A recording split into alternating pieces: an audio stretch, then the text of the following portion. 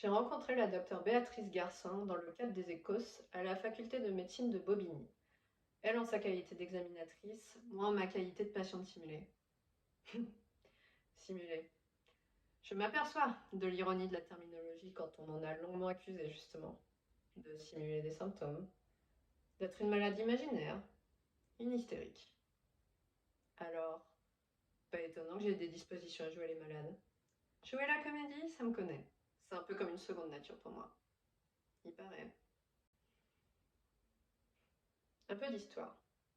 En 2017, je commence à manifester des douleurs articulaires intermittentes qui s'apparentent à des inflammations. On pense d'abord à des tendinites qui vont et viennent. L'épisode le plus impressionnant, et le plus traumatisant encore pour moi à ce jour, se présentera sous la forme d'une crise aiguë qui me clouera au lit 10 jours durant. À ce moment-là, je ne pouvais ni lever les bras, ni marcher, tant mes épaules et mes pieds me brûlaient.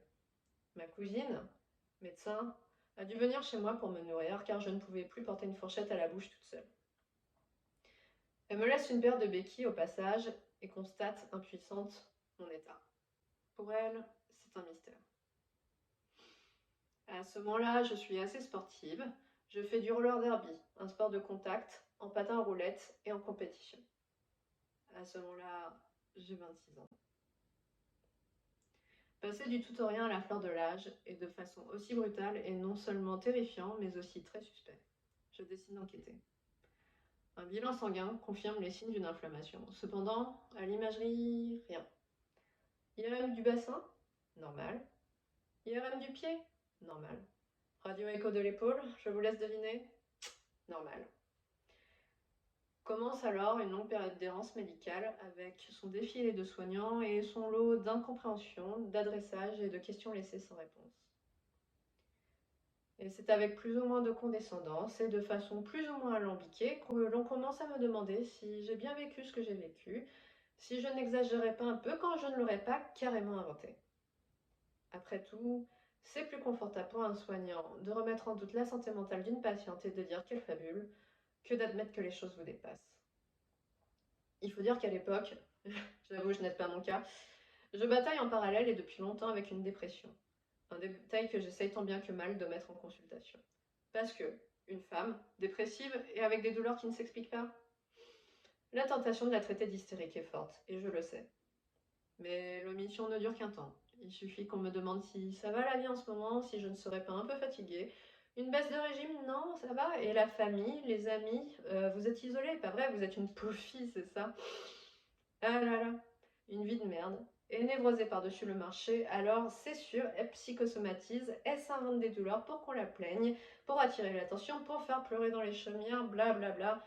Ça va, on connaît la chanson. Comme cet interniste qui a conclu au bout de 2 minutes d'interrogatoire sans m'examiner que j'avais 4 tendinites comme ça, paf, et qui a refusé de me faire une ordonnance pour des antalgiques car il fallait que j'arrête de faire ma chochotte. Ce formateur, Kiro, qui a dit devant son étudiante que je devais exagérer mes symptômes car j'étais sans doute un peu trop portée sur les opioïdes et que je voulais gratter de la codéine aux frais du contribuable. Ce kiné qui, en apprenant que j'avais vu une demi-dizaine de confrères avant lui, j'avoue qu'à l'époque, je changeais de kiné à chaque nouveau symptôme car j'avais l'impression que le précédent n'avait pas réussi à régler le problème de fond. Ce kiné donc qui m'a demandé pour rigoler si je n'avais pas un petit fétichisme à penser semblable. Quand à chaque consultation, vous montez sur la table en sous-vêtements pour vous faire ausculter en vous en remettant un inconnu. Inconnu qui, de par sa fonction, a de l'ascendant sur vous, c'est hilarant en effet. Aurais-je été un homme? Aurais-je été blanche? Plus âgée au moment des faits? Plus normée dans mon apparence aussi? Se serait-on permis des commentaires aussi désobligeants à mon égard? Je me le demande. Avant d'échanger avec la docteure Béatrice Garcin, je ne savais pas que le diagnostic d'hystérie infusait les discours de soins encore à ce jour. Je pensais que c'était un concept d'un autre temps, rentré dans le vocabulaire courant et devenu par abus de langage un simple synonyme pour mytho, drama queen, une menteuse en somme. Mais c'est plus pernicieux que ça. Par curiosité et honnêteté intellectuelle, puisque je me rends à une session sur le sujet, je me renseigne sur le tableau clinique de l'hystérie. Je lis de drôles de choses et m'aperçois qu'elles font douloureusement écho aux commentaires suscités. Exemple, à la personnalité hystérique sur le site psychanalyse.com, les traitements médicamenteux doivent être utilisés avec prudence car l'hystérique risque d'y trouver un bénéfice du fait de son attirance pour le monde médical. Les approches corporelles sont intéressantes, mais attention à l'érotisation des rapports avec, notez le choix du terme, le relaxateur. Aussi, je me dis qu'au-delà des a priori liés à mon apparence, c'est tout un héritage douteux et empreint de misogynie médicale qui alimente les discours de mes interlocuteurs. Un autre extrême interpelle. Selon la théorie de l'apprentissage, les symptômes du trouble de conversion sont une réponse inadaptée et apprise au stress. Les patients obtiennent un gain secondaire en évitant les activités qui leur sont particulièrement pénibles, ce qui leur permet d'obtenir le soutien de leur famille et de leurs amis, soutien qu'ils n'obtiendraient peut-être pas autrement. De Thierry Moulin et al. Dans les manifestations cliniques de l'hystérie.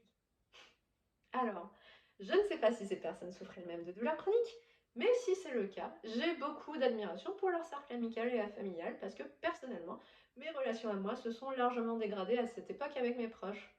Pourquoi ? Parce qu'une personne qui souffre en permanence, c'est irascible et que l'entendre se plaindre tout le temps, c'est chiant en fait. Not fan at parties, on voudrait qu'elle change de disque parce que nous, après tout, on n'y peut rien, alors pense à autre chose, fais avec, merde. Fais avec. Alors, on fait avec. On se blinde, on serre les dents, on retourne en consultation de guerre lasse, et avec détachement parce que, on l'a bien compris, on ne peut rien y faire, personne ne peut rien y faire. Je me souviens de mon kiné, l'actuel, qui m'a un jour reprise, tandis que j'énumérais mes doléances en séance. Ce serait bien, me disait-il, que vous arrêtiez de parler de vos douleurs autant à la légère. Ça encouragerait sans doute vos soignants à vous prendre un peu plus au sérieux, car je crois qu'on ne vous prend pas assez au sérieux. Trop émotive, c'est le signe que tu es hypocondriaque et que tu psychotes pour rien. Mais trop détaché, alors là, c'est suspect. C'est forcément que tu mens. À ce jeu-là, on ne gagne jamais. J'apprends d'ailleurs que c'est un nom chez les adeptes de l'hystérie, qu'on appelle ça la belle indifférence. Car la lassitude rend indifférent, c'est sûr, mais en apparence seulement. C'est une façon de se protéger quand on doit pour la 10e, la 20e fois raconter ses antécédents, ou qu'on ne raconte plus rien et qu'on laisse le corps parler pour soi, les douleurs parler pour soi, le conjoint parler pour soi parce que lui au moins c'est un homme et que les hommes ne sont pas hystériques. En plus, il présente bien lui, il n'est pas percé, tatoué comme moi, il n'a pas une tête de punk à chien, on ne va pas l'accuser de vouloir se défoncer à la côte, lui. Et d'ailleurs, ça marche putain. Est-ce le délit de faciès à l'œuvre ou le hasard? Mais le jour où je lui demande de m'accompagner voir le rhumatologue, c'est le 3e que je vois, il me semble, celui-ci me croit enfin, du moins doit-il croire mon partenaire, puisqu'il ne parle qu'à lui, et il me donne des examens à faire pour éliminer des hypothèses, et enfin tombe le diagnostic. C'est une fibromyalgie. Ah oui, la fibromyalgie. Cette affection bullshit aux yeux d'une portion de soignants qui n'existerait pas au même titre que l'endométriose. Une autre maladie de bonne femme en manque d'attention d'ailleurs. Sans doute une coïncidence. La fibromyalgie, cette affection qui ne se soigne pas et pour laquelle on n'a pas de solution. Mais rassurez-vous, m'avait dit le rhumatologue, il existe des conférences qui rassemblent des spécialistes du monde entier et qui étudient très sérieusement la question d'un traitement de fond. Donnez-leur une petite dizaine d'années. Alors, au final, rien ne change. Code, kiné, sport. C'est mon seul recours. J'ai changé de sport d'ailleurs, je ne fais plus de roller derby. Trop violent pour le corps. Code, kiné, sport. C'est mon lot quotidien. Le quotidien à présent diminué, le quotidien qu'on a dû adapter. Mais c'est bon, on a un nom maintenant. Fibromyalgie? Ça claque en soirée. C'est une jolie étiquette en somme, qu'on vous colle à la peau quand on est à court de diagnostic. Est-ce que j'ai vraiment la fibromyalgie? Est-ce que je crois à la fibromyalgie? Parfois, je ne sais plus. J'ai tellement internalisé les réserves de mes soignants, les tons de voix qui s'éteignent des A, les regards qui fuient, l'atmosphère qui se plombe quand le mot tombe, que je doute moi-même de sa légitimité. Parfois, je me dis que c'est juste une étiquette pour une maladie imaginaire. Une étiquette pour les hystériques, dont on aimerait pouvoir se débarrasser peut-être.